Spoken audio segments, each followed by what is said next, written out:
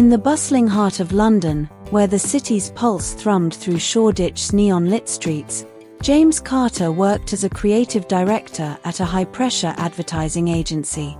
His days were a whirlwind of client pitches, tight deadlines, and endless revisions, but his nights belonged to words, letters he wrote but never sent.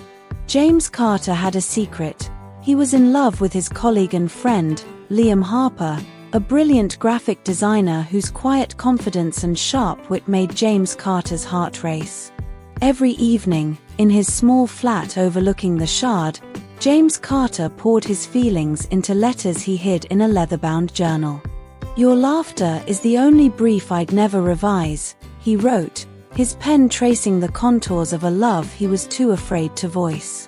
At the agency, James Carter and Liam Harper were a dynamic duo, crafting campaigns that dazzled clients. They shared late-night takeaways, debated font choices, and dreamed of starting their own creative studio. But James Carter's feelings remained trapped in ink, unspoken. One chilly afternoon, during a brainstorming session in a glass-walled meeting room, Liam Harper caught James Carter scribbling in his journal. "What's that, mate? Another award-winning slogan?" Liam Harper teased, his eyes sparkling. James Carter flushed, muttering, "Just notes." The moment passed, but Liam Harper's curiosity lingered, stirring something in James Carter. James Carter often escaped the agency's chaos at Brew and Muse, a cozy coffee shop owned by Mr. Patel. The shop, tucked between Shoreditch's graffiti-covered walls, was James Carter's sanctuary, where he'd write his letters over steaming cappuccinos. Mr. Patel, perceptive as ever, noticed the way James Carter's face lit up when Liam Harper joined him there. One rainy evening, as James Carter helped Mr. Patel stack chairs, the older man slid a poetry book across the counter. "Words are bridges," Mr. Patel said. "They can carry love across, but only if you let them." That night, James Carter wrote his boldest letter yet. "Liam Harper, every campaign we create feels like a love letter to you. I'm terrified, but I love you." Disaster struck the next morning. A leak in James Carter's flat soaked his journal, blurring his carefully crafted words. Devastated, he sat among the soggy pages, feeling his courage dissolve. Mr. Patel, stopping by to check on him, offered gentle wisdom. "Words can be rewritten, my boy. It's the heart behind them that matters." James Carter's work life was unraveling. Ms. Evelyn, his boss at the advertising agency, constantly undermined his ideas, assigning his campaigns to Marcus at the last minute. "You're too slow," Ms. Evelyn would snap. Exhausted and frustrated, James Carter confided in Liam Harper during a late-night tube ride. "I'm pouring everything into this job, and it's never enough," he admitted. Liam Harper's hand brushed his, a fleeting comfort. "You're enough.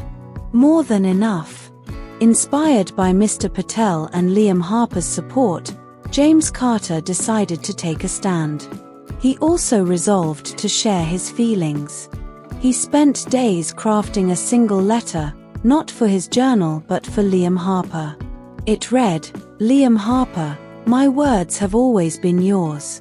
I love you, not just as a friend, but with every piece of me."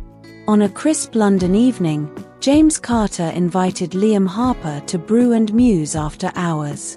The shop glowed with candlelight, a favor from Mr. Patel. Heart-pounding, James Carter handed Liam Harper the letter. "Read it," he said, his voice shaking. Liam Harper's eyes scanned the page, his expression unreadable. The silence was agonizing. Then, Liam Harper smiled, soft and sure. "I've been hoping you'd say something," he said. "I love you too." Relief flooded James Carter, and for the first time, he felt his words had found their home.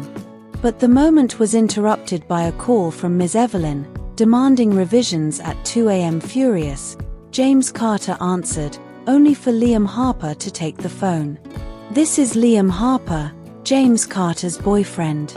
Stop calling him at ungodly hours, or we'll file a complaint with HR." Stunned, James Carter laughed as Liam Harper hung up, their shared defiance sealing their bond. Emboldened, James Carter confronted Ms. Evelyn the next day. "I've given years to this agency, endured your abuse, and seen my work stolen. I'm done unless I'm credited for my campaigns." To his surprise, she backed down, wary of his threat to involve HR. But James Carter knew his future lay elsewhere. With Liam Harper's encouragement, he began focusing on his side hustle, a freelance copywriting business specializing in heartfelt, authentic branding. James Carter and Liam Harper started writing together, not just campaigns but notes, poems, and plans for their future. They dreamed of a studio where their words would shape stories for others. One evening, at Brew and Muse, Liam Harper gave James Carter a notebook. "For our next chapter," he said. Inside, Liam Harper had written, "James Carter, you're my muse. Let's write our love story together." In London's vibrant chaos, James Carter learned that love wasn't just in the words he wrote but in the courage to share them.